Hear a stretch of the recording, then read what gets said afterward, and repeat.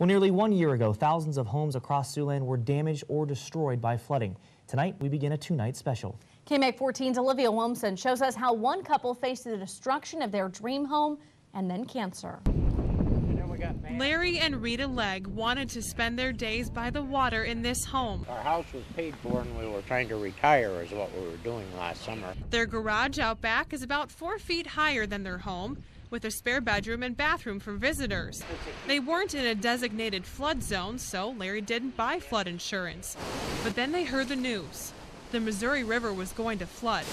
Big time. 30 feet above the water, flooding never crossed their minds. Without flood insurance, they turned to their friends and neighbors to make the move. They came in and we totally loaded up all of our belongings out of the house, and that's now stored in 2 different states, a couple different counties, and when we want to find shoes, it's either in Hubbard or Hinton or somewhere in between. Then the water started rising, but the help didn't come fast enough. Even the Corps engineers spent time and money doing dikes and everything down in South Sioux that nobody ever come out here to offer help. Larry and his crew did a little neighborhood engineering, tin berms, sandbags, and loose sand on top of plastic.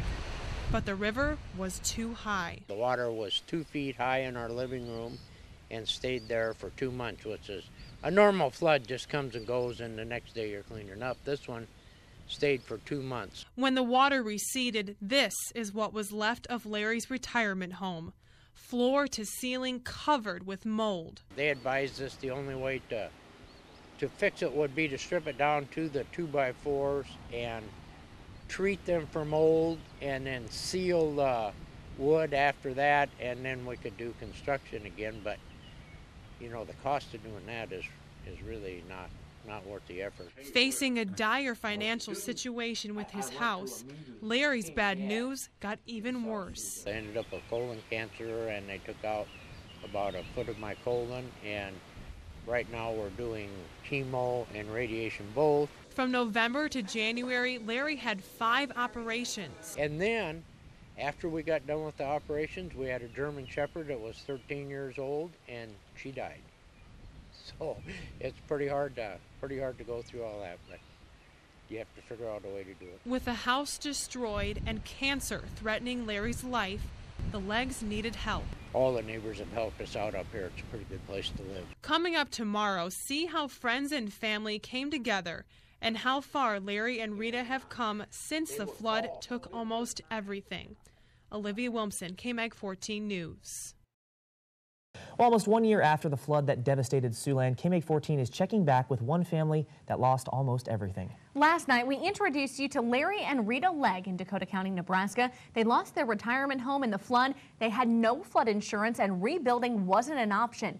Then, Larry was diagnosed with colon cancer.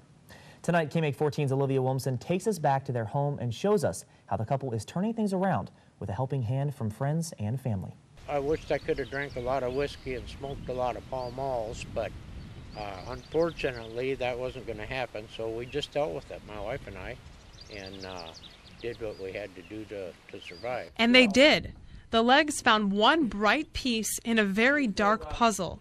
Their garage stayed dry during the flood. While I was in the hospital having cancer surgery, some friends and relatives come in and they put in a kitchen area and a dining room and a living room and brought in some cabinets, and my wife painted it up and decorated it. But the garage is a small space and there was absolutely no closet space for the couple.